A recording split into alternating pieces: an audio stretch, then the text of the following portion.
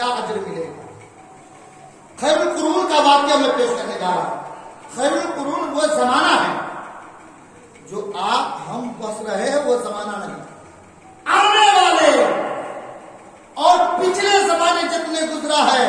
سب سے بہتر زمانہ تھا وہ خیر القرون کا زمانہ تھا، جب میرے مدنی آقا، پیارے آقا جناب احمد مجتبی محمد مصطفیٰ اپنے غلاموں کے درمیان تشریف فرماتے ہیں. ایک شوہر اپنے بیوی کو ایک وصیت کی کہ جب تک میں جا رہا ہوں سفر پہ، میں جا رہا ہوں ذریعہ معاش کے تلاش کے لیے باہر، اور جب تک میں گھر سے واپس نہ آ جاؤں گا تم گھر سے باہر نہ نکلنا، تم گھر سے باہر نہ نکلنا. بیوی کہتی ہے میرے شوہر آپ شوق سے چلے جائیں گے، جب تک آپ واپس نہیں آ جائیں گے، جب تک آپ کا حکم نہ مجھے مل جائے میں گھر سے باہر نہ نکلوں گا. لیکن آج کل کیا ہوتا جانتے ہیں کہ گھر میں بیوی کو ہم رکھ کر جاتے ہیں، ودیش چلے جاتے ہیں، وہاں سے پیسہ کماتے کماتے شوہر کے 40 پر کے بعد ختم ہو گیا،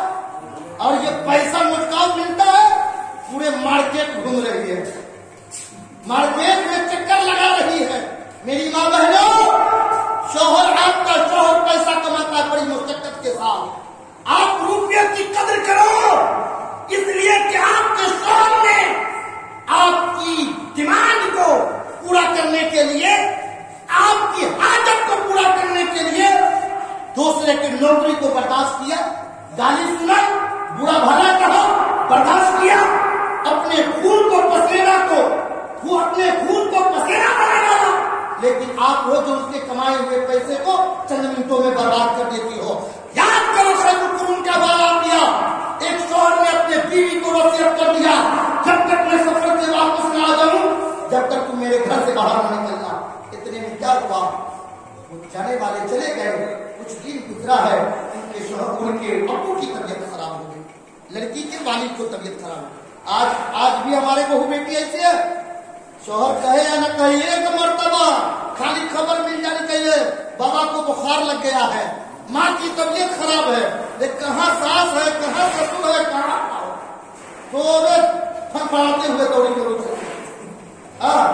یہی وجہ ہے. لیکن پہلے کی کتنی قدردان عورت تھی، ہمارے اسلاف کی ماں بہنیں کتنے شریعت کی پابند تھی. ابا کی طبیعت خراب ہو گئی، حکم آیا، بلاوا آیا کہ تمہارے ابو کی طبیعت خراب ہے، ناساز ہے،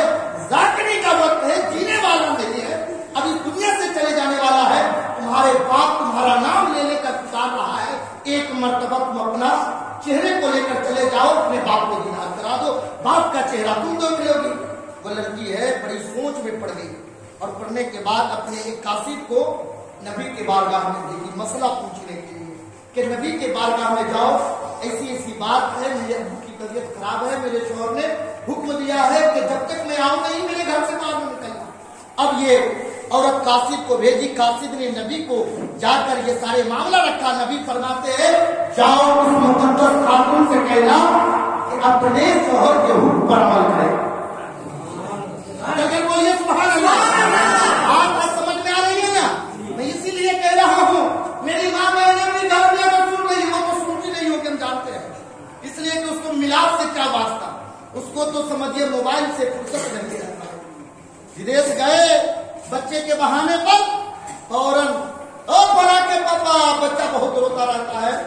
موبائل بھیجتا. تو آج ہم جو دیکھتے نہیں ہیں، ہم لوگ نہیں دیکھ پاتے وہ موبائل. عورتوں کے ہاتھ میں اتنا بڑا بڑا موبائل ہے. بچہ پیدا ہوا تو اس کے کان کے پاس رکھ دیا گانا بجا کر، بچہ بھی گھومنے لگا. اب بتاؤ جو بچہ پیدا لیتے ہی گانا سن رہا ہے وہ بچہ کبھی نام پڑھے گا، کبھی تقریر کرے گا، کبھی نبی کا وفادار ہوگا، کبھی شریعت کا پابند ہوگا. اپنے اسلام کی زندگی کی تعلیم کو غور کرو. جب بچہ پیدا ہوتا تھا، بچے کے پیدا ہونے سے پہلے ماں ہے جو پیٹ میں بچہ کو لی ہے، شکم میں بچہ کو لی ہے، کبھی نام مصطفیٰ پر نہیں ہے، کبھی نام مصطفیٰ پر نہیں ہے، کبھی قرآن کی تلاوت کر رہی ہے، کبھی حدیث کی تلاوت کر رہی ہے. تو اس کے بچے اس کے شکم سے جو بچہ پیدا لیتا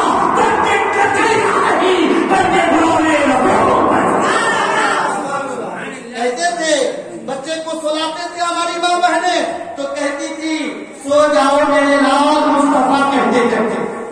سو جاؤ میرے لال مصطفیٰ کہتے کہتے، کھلے آنکھ تیری سلے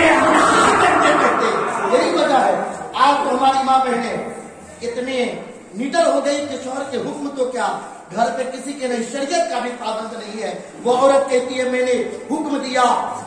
میں نے قاسم کو بھیجا، نبی کا حکم آیا کہ اپنے شوہر کے حکم پر عمل کرے۔ اب وہ کہا چاہو تم چلے جاؤ، یہاں پر کوئی چارہ نہیں ہے، جب تک میرے شوہر کا حکم نامہ نہ آ جائے گا میں اپنے باپ کی دیدار کرنے کے لیے نہیں جاؤں گی۔ لیکن دل رو رہا ہے، آنکھیں رو رہی ہے، آنکھیں اسبار ہے، ابا حضور کے دل میں فریاد کر رہی ہے ابا حضور مجھے معاف کر دینا، میں شریعت کی تنظیم میں چکر چکی ہوں، اس لیے کہ اگر میں آج اپنے شوہر کی نافرمانی کر رہی ہوں تو شریعت کے میرا عمل نہیں ہوگا اور میں جہنم میں چلی جاؤں گی۔ اب کیا ہوا، اس کے باپ کا انتقال ہو گیا، اب بھائی دورے دورے آتا ہے، کہتا ہے بہن باپ نے تو خواہش کرتی ہے کہ میری بیٹی کا ملاقات ہو جائے، لیکن بہن تو باپ کی ذمہ داری کے لیے نہ جا سکی، باپ کی عادت کے لیے نہ جا سکی، باپ کے اصلی چہرے کو دیدار نہ کر سکی، لیکن باپ کا مرا ہوا منہ دیکھ لے تاکہ باپ کی حسرت پوری ہو جائے،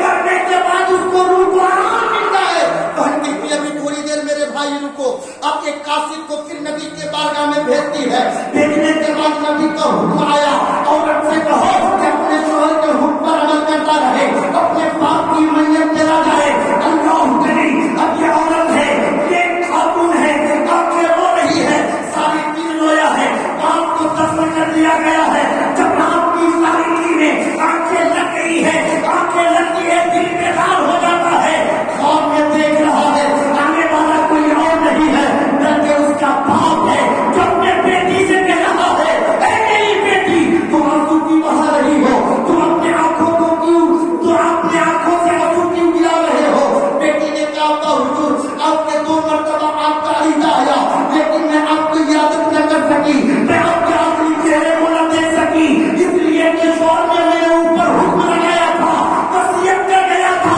جب تک تمہیں واپس نہ آ جاؤں تم اپنے گھر سے باہر نہ نکلنا۔ ابا حضور کہنے لگا بیٹی کا پریشان نہ ہو، آج جو جنت میں مجھے دیکھ رہی ہو، جنت میں ٹہلتے ہوئے میں نظر آ رہا ہوں، یہ نماز کی برکت نہیں ہے، یہ روزے کی برکت نہیں ہے کہ تم نے آج اپنے شوہر کے حکم پر عمل کی ہو تو اللہ نے مجھے جنت میں اور نبی نے صبح صبح ایک حکم اس عورت کے نام جاری فرمایا، جاؤ اس مقدس خاتون سے کہنا، اس مقدس خاتون سے کہنا جس نے اپنے شوہر کے حکم پر عمل کیے اللہ تعالیٰ ان کے مرتبہ کو بلند کر دیا اور ان کے مرنے والے باپ کے تمام گناہوں کو معاف کر کے جنت میں ایک نیک بیٹی کو پالنے میں، اپنے بیٹی کو نیک بنانے میں آپ اگر جہنم کے مستحق ہوں گے، ہو سکتا ہے کہ ان کے کردار، ان کے کریکٹر، ان کے عمل کی وجہ سے آپ جنتی ہو سکتے ہو۔ مسلمانوں اللہ تعالیٰ ہم سب کو توفیق عطا فرمائے۔ اللہ کے پیارے رسول ارشاد فرماتے ہیں انہکاروں کی سنتی واجبات سنتی فلیس منی، سرکار فرماتے ہیں نکاح کرنا میری سنت اور جس نے میری سنت سے اعراض کیا وہ مجھ سے نہیں ہے۔ اللہ تعالیٰ کا جو نکاح مقبول ہے اس میں بے پناہ برکت عطا فرمائے، دلہا دلہن کی عمر میں بے پناہ برکت عطا فرمائے اور مالک مکان میں کسی طرح کی بھی دقت، کسی طرح کی بھی پریشانی، کسی طرح کی بھی نحوست آنے والی ہو تو محفل میلاد کے صدقے میں اس نحوستوں کو اتار دے، رحمت کی موسلادھار بارش عطا فرمائے اور مالک المکان کے گھر میں بھی بلا برکت عطا فرمائے۔ اب لیجیے بڑی تیزی کے ساتھ ہمیں